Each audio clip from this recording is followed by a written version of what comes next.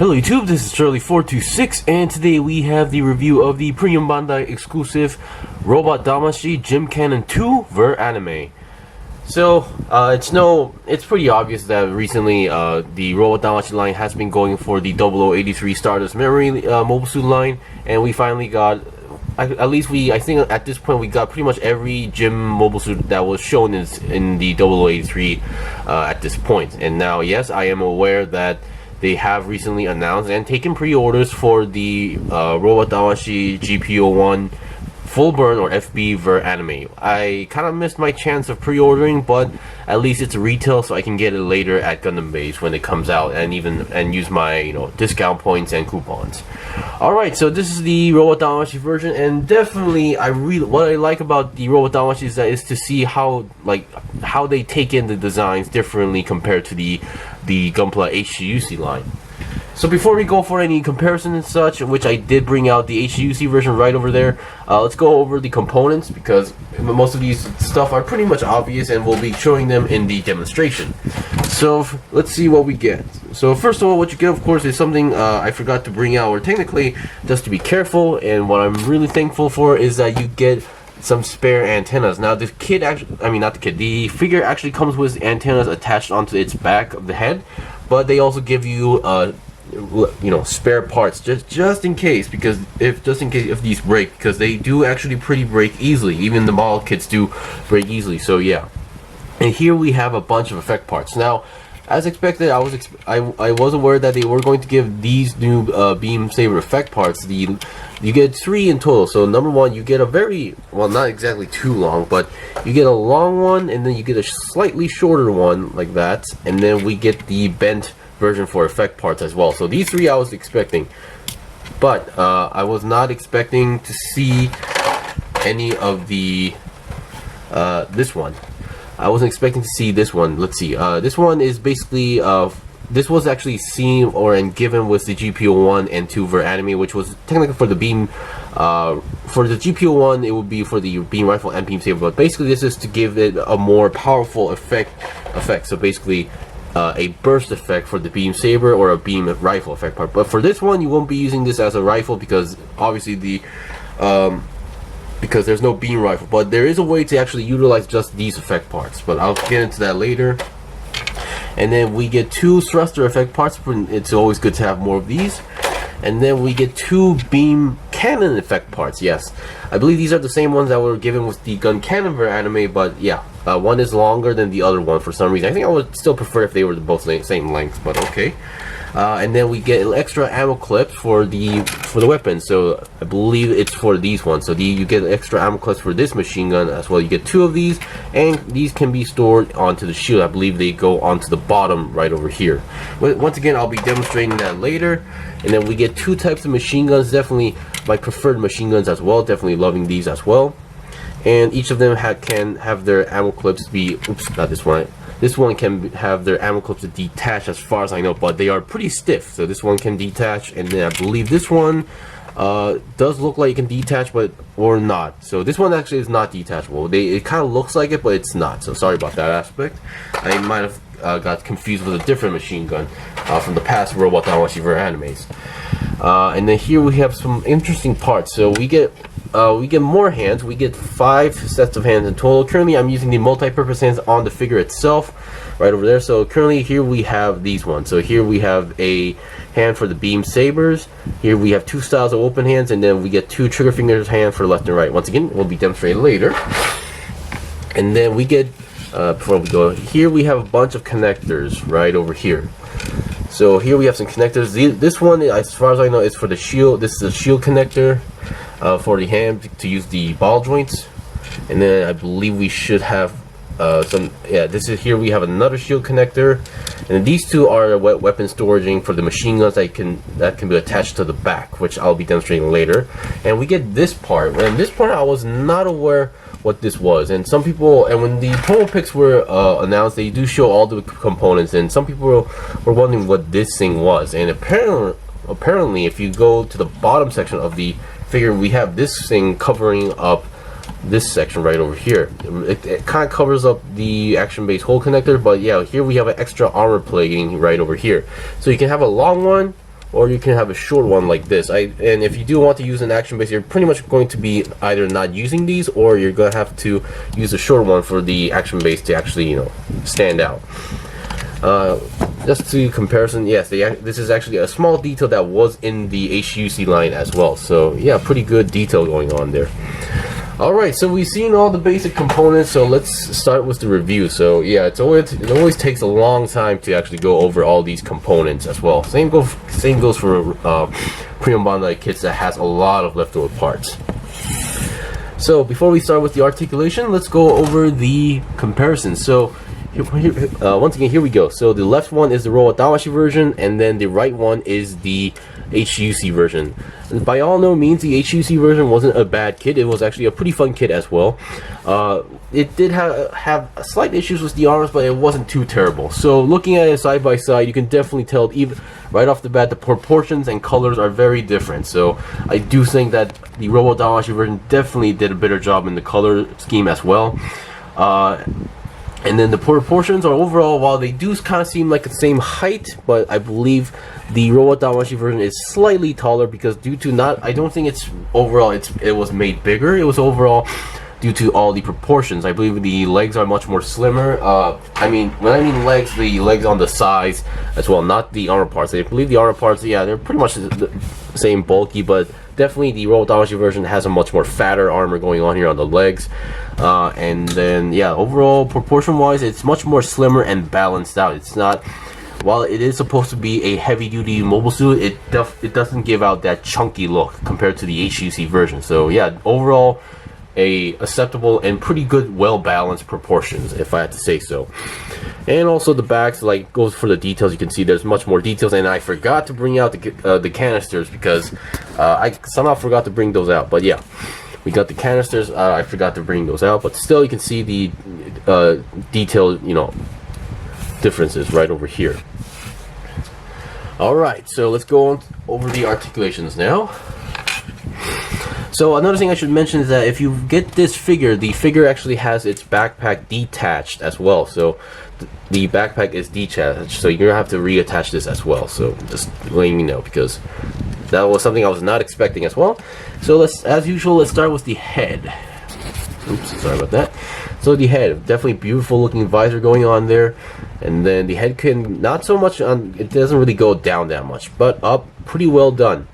Although if it weren't for the head design, especially the antenna aspect, I think it could go a little bit more. But of course, that's just due to the design, so I'm not gonna blame it.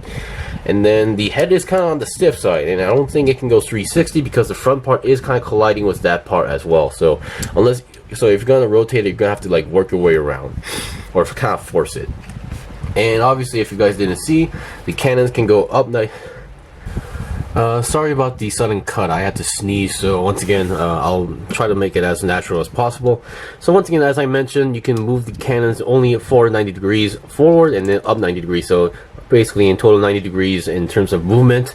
I believe the Jim Cannon anime actually has some movement side to side, but this one does not have that, so don't force it.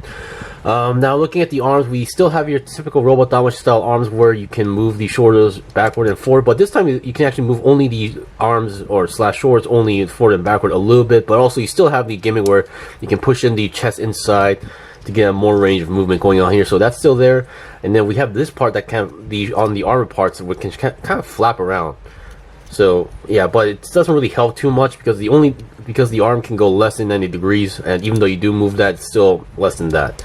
And then bend wise, we get a pretty decent bend going on here, and on the left arm only we have a nice beam saber storage system going on here. And the arm itself, the lower arm can go 360, and the entire arm can go 360 with no problem at all. And your hands are your typical Robot Damashii style hands, meaning that the ball joint is on the arm, not on the hand, unlike Gunpla. And then looking at the body section right over here, we have a nice ab crunch going on here, very nice, well done. And then 360 twist on the body, not possible because something is blocking the way, which I assume is the design overall. And then the front skirts is something very impressive. The front skirts, once again, is able to move on its own. Only the lower section, because of a extra hinge joint going on here, we have nice movement. But also we still have your front skirt that can move it a little bit forward to this as well. So that gives us plenty of movement. And the side skirts can move side to the side, and then back skirt does not move as much. There's not much about the back other than that it's a separate piece with the cannons. And then on this section here we have this flap where you can open up for a bazooka storing system, but once again there's no bazooka, so you won't be using these as well. And back skirts do not move as well. And as I mentioned, the front part, there is a alternate piece here. And then the legs, once again we have a ball joint connection, but with a side swivel going on here, so but a very stiff side swivel, so it won't be moving that easily, but still it will give you plenty of range of movement going on here. And we still have the hinge system on the inside, which allows us to reposition the legs anywhere you want to do so. And then oh boy, and as you can see, if you move too much, you can actually, the hinge joint can pop off. So yeah, just be careful about that. Of course, without the hinge joint there, you can move the legs a lot, but obviously you need the hinge joint for the obviously, you know, look. So yeah, just be careful not to let that happen. So you can go about less than almost 90 degrees, but pretty much almost, but depending on how you look at it. And then back not so much, and then we can go to the side 90 degrees as well. And then the angle joints are kind of complicated, but as far as I know, there's a hinge joint on the top, and then on the bottom is still a ball joint, so which allows us to do a pivot going on here slightly, not too much. And then we have a toe bend that goes up, and then we can rotate the feet a little bit as well. And once again, I'm not too sure. There are sometimes I see kits or figures that has a toe bend that can go down. I'm not really too sure why that would be the case. I mean, I'm not sure what a toe bend that can go down would actually help. Although that's just my personal opinion going on here. And I think that's pretty much it for the figure itself. So once again, I'll be right back with the weapons demonstrations going on here. If there's one thing I haven't mentioned yet, would be these parts as well. We have one on each side as far as I can tell.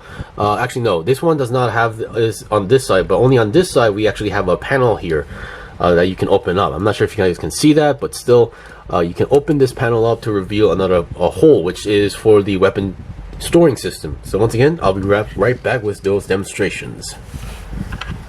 Okay, so here we have the first set of equipment. So I gave it the small machine gun on the right hand, and then I stored the larger machine gun on the backpack, gave the shield onto the left arm, and then I attached the standard beam cannon effect parts on the cannon. So these are the standard ones you would use. The one is actually longer and slightly bigger than the other one, and it still works. Although I think being a beam cannon, I think it would have been better if they just gave the same size ones, because obviously in most cases we see these being fired together. Of course they can be fired separately, I would assume, so oh well.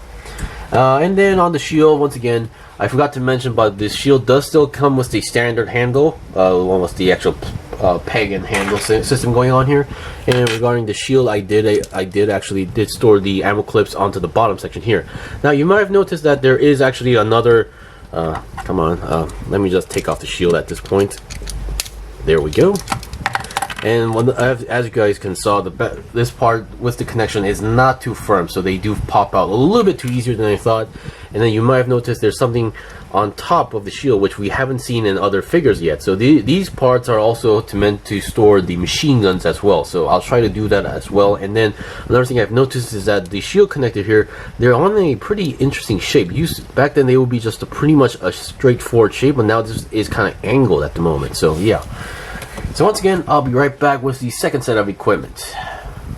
Okay, I'm back. So here pretty much I slapped on everything I could that was left off. So currently on the, if you see the shield part, I actually attached or stored the machine gun on inside the shield. This is actually a possible gimmick, and you actually have another slot right on the next side, so you can actually store in two of the same machine guns. It doesn't work on the small one, so yeah. So I believe if you have like another gym or anime that has this machine gun, you can totally have two of those on this side. Of course, you cannot do it the other way around because this has to be plugged in a very specific direction. So yeah.